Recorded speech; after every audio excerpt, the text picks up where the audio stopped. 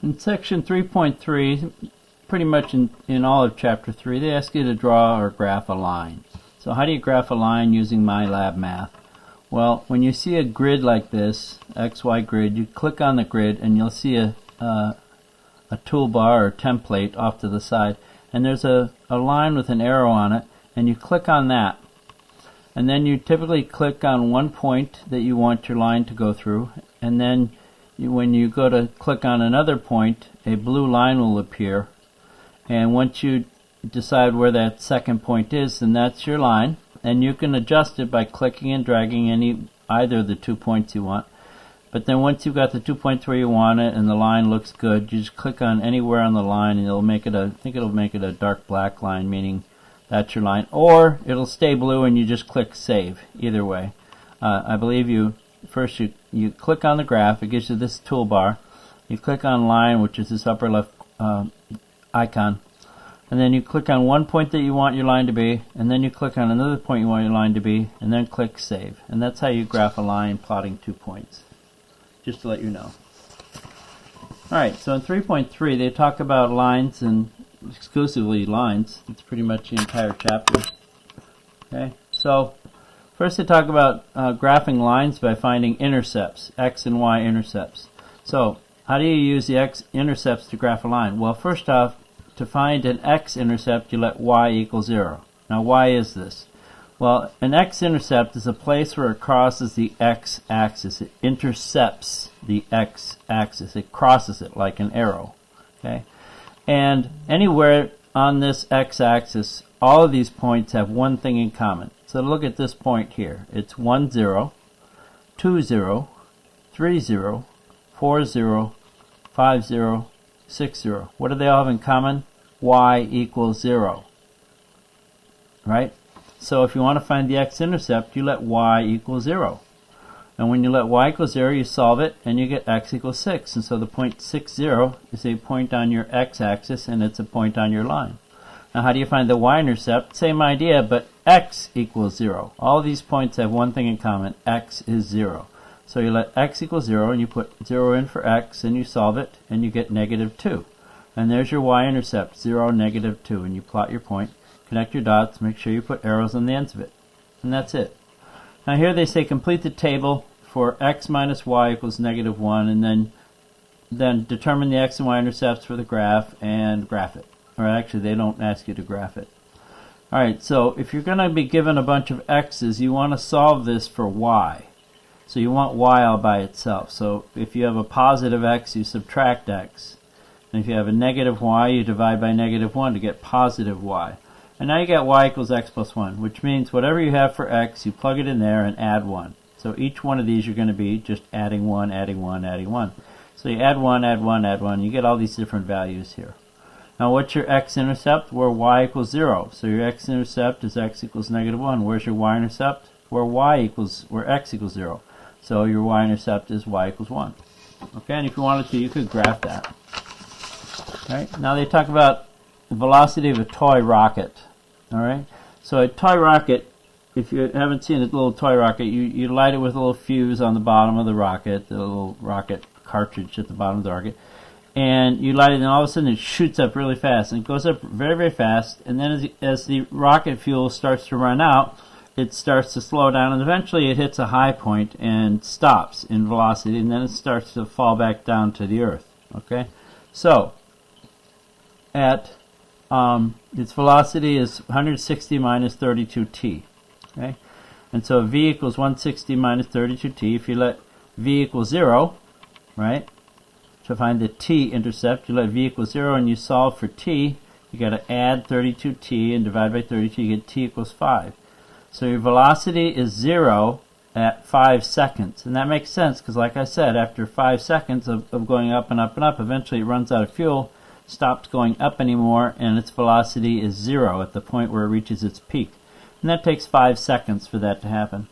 And then what is t equals 0? T equals 0 is the initial velocity. It's the velocity of the rocket as it takes off. And so when you let t equal 0, you plug in 0 for t, you get 160. So it's traveling at 160 feet per second to start off. and it goes up really fast, and it starts to go slower and slower and slower, and eventually it gets down to 0. And this is where it starts to fall back to Earth with a negative velocity. That's why it's below the x-axis. The y values are negative velocity. Okay? And so this makes sense that it starts out incredibly fast, it slows down to 0, and then it starts to fall back to Earth. Alright, graph the equation y equals negative 1. Well, y equals negative 1 is a constant line moving left and right at negative 1 for y. And its y-intercept is y equals negative 1. Okay, what's a vertical line of x equals k, or x equals negative 3? It's a vertical line. It goes straight up and down, and it crosses where x equals negative 3. Its x-intercept is at x equals negative 3 as well. So the graph of the equation x equals negative 3 and the x-intercept x equals negative 3 look exactly the same, but they look the same, but one is telling you the x-intercept, the other one's telling you what the line is. Write the equation of the horizontal and vertical line. Alright, so this horizontal line is just y equals 2. Okay, so y is 2, y is 2, y is 2, no matter what x is. And here x is negative 2.5, no matter what y is. And so horizontal line is always y equals a number. Vertical lines is always x equals a number. And if you forget that, just plot some points. You got 1, 2, you got 2, 2, you got 3, 2. And what's common to all those? Well, y equals 2. You got 0, negative 2.5, 1, negative 2.5, 2, negative 2.5, or, excuse me, negative 2.5, negative 2.5, 0, negative 2.5, 1, negative 2.5, 2. And so each one has x equals negative 2.5. Okay? And then they ask you to write equation of horizontal and vertical lines. So they want you to write a vertical line that passes through the point 2, negative 3. So if you find 2, negative 3, it's right there, 2, negative 3. And they want it to be vertical, so it's going like this, right? And that's x equals 2. Now they want horizontal passing through 3, 1. Well, right there, and if it's horizontal, it's got to go this way. And so that's just y equals 1. Okay? Now C says they want you to find a perpendicular line to x equals 3. Here's x equals 3. The vertical line x equals 3. And they want it perpendicular, so that means it's got to be a 90-degree angle. They put an elbow there to indicate 90 degrees here. And so that's just like a four-way stop at an intersection. It's one is going north-south, one's going east-west. So perpendicular just means the other two directions, and so east-west in this case. And they want it to pass through negative 1, 2, which is right there. That's the point, negative 1, 2. Okay, perpendicular to x equals 3, so we know it goes this way, and it passes through that. Since it's a horizontal line, it's got to be the y-coordinate, so it's got to be y equals 2. Alright, so let's put it all together. X and y intercepts. The x-coordinate of a point at which the graph intersects the x-axis is called the x-intercept. In this case, your x-intercept is negative 3. The y-coordinate of a point at which the graph intersects the y-axis is called the y-intercept. In this case, y equals 2. To find an x-intercept, let y equal 0 and solve. To find a y-intercept, let x equal 0 and solve. Alright. Horizontal line is always y equals a number. And it's always just, the equation is y equals b, whatever your b is. Because there is no slope, slope is 0. The vertical line is x equals a number. And it's always the x equals the x-coordinate. And it has no y-intercept, so it's kind of a weird looking line for that reason. Right, so let's look at the similar questions here. There's, looks like there's 18 questions. Okay. First one says, identify any x-intercepts and y-intercepts in the graph. So you can see it crosses at 3, so your x-intercept is 3 and your y-intercept is negative 2. X-intercept here is 0, y-intercept here is 0. When it crosses through the origin, the x and y-intercepts are both 0. This one, x-intercept, there's two of them, at minus 2 and positive 2. Y-intercept is at positive 4.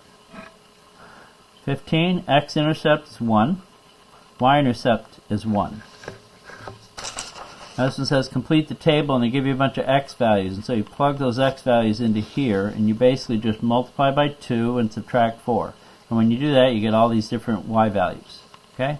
Now they say identify the x and y intercepts. Well, your x-intercept is where y equals 0, so your x-intercept is 2.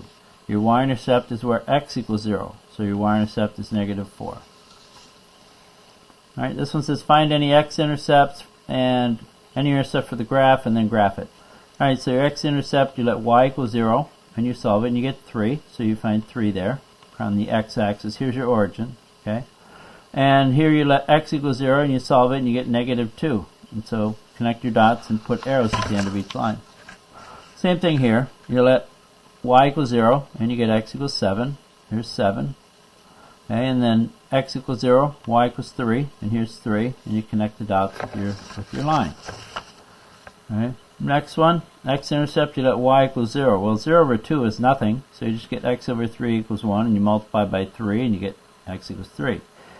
Here you get, for y-intercept, you let x equals 0. Divide by 0, you get nothing. And so here you multiply both sides by 2, and you get y equals 2. So you get y equals 2 and x equals 3, and there's your line. Okay? Okay, write an equation for the line that passed through the points on the given table. So you got minus 1 to positive 2, going up by 1, by 1, by 1. But your y values are always 1, 1, 1, 1. So if you look at this, your change in the y's is 0, 0, 0. Your change in your x's is positive 1, positive 1, positive 1, positive 1. So remember, your slope is always this number divided by that number. Well, 0 over 1 is just 0. So your slope is 0. And your b is wherever x equals 0. So your b is 1. So if your b is 1 and your x is 0, you got 0x plus 1, or just y equals 1. But you could have just looked at this thing and seen that y equals 1 every single time. This is a constant function at y equals 1. So you could have gone straight to this answer. You didn't have to do all that work. All right. I'll graph each equation. Y equals 2. Remember, here's your origin right here. Here's the origin right here. Okay, so y equals 2 is up 2 units and it goes left, right. And x equals 2, it goes to the right 2 units, it goes up, down. Now this one, here's your origin. Okay, and y equals 3 halves, that's between halfway between 1 and 2. Okay, and x equals 3 halves, that's between 1 and 2, halfway between, going up and down. Okay, they ask you to come up with the equation of that line. Well, it's horizontal, so it's y equals a number. What number? Well, 4. Here's a vertical line, so it's x equals what number? Negative 1. 59, write an equation of the horizontal and vertical line passing through the point 1, 2. Here's the origin. You go over 1 and up 2. There's your point 1, 2. Okay. Now what is this line here? That's y equals 2. Now what is that line? That's x equals 1. So there's your two lines. Now they say write a line that's parallel to x equals 4 and passes through this line. Well, if it's parallel to x equals 4, that means it's the same type of line. It's a vertical line. So it's got to be x equals the x coordinate. Now if you don't see that, draw a vertical line at x equals 4. It'd be like right there, right? So if you got a line right there, and you find negative 2/3, positive 1/2, right, over here, it's got to go through negative 2/3. If it's going to be just like this, x equals 4, it's going to be x equals negative 2/3. And again, you don't care when it's a vertical what the y coordinate is. Alright, here's the distance the driver is from home is illustrated by the graph. So the fact that they start at 0, 200 means that this person is away from home at time 0. And 4 hours later they arrive home. Okay, so it took them 4 hours to drive 200 miles, so they're driving at 50 miles an hour. Now it says find the intercepts. Well, 0, 200. 200 is your y-intercept, and 4 is your x-intercept. Okay, and interpret each one. Well, 4 for your x-intercept means at 4 hours, after 4 hours you are 0 miles from home. 0 miles at 4 hours means you've arrived home after 4 hours. And 0, 200 means you start at 0 hours, meaning the starting time, you're 200 miles away from home. Okay, a model rocket. Talking about a model rocket, and they give you the formula. It says find the intercepts and graph it and interpret it. Alright, so for the v-intercept, you let t equal 0, and you get 128. For the t-intercept, you let v equal 0, and this one's a little bit harder. You got to bring the 32 over here and divide by 32, you get t equals 4. Okay, and so if you graph this, you got 0, 128, and you got 4, 0. Okay, and so that means it starts out at 128 feet per second, right off the bat, and after 4 seconds it reaches its peak. and it starts to fall back to the earth. Okay? Water in a pool. At time 0, you got 2,000 gallons. At time 4, you have 0, meaning you're emptying your pool. Okay, so at time 0, your pool is full of 2,000 gallons. I don't know if that's your maximum capacity, but it's got 2,000 gallons, and at 4 hours later, you've emptied it. Okay, so 0 to 100 means the pool starts with 2,000 gallons, and 40 means that after 4 hours, the pool is empty.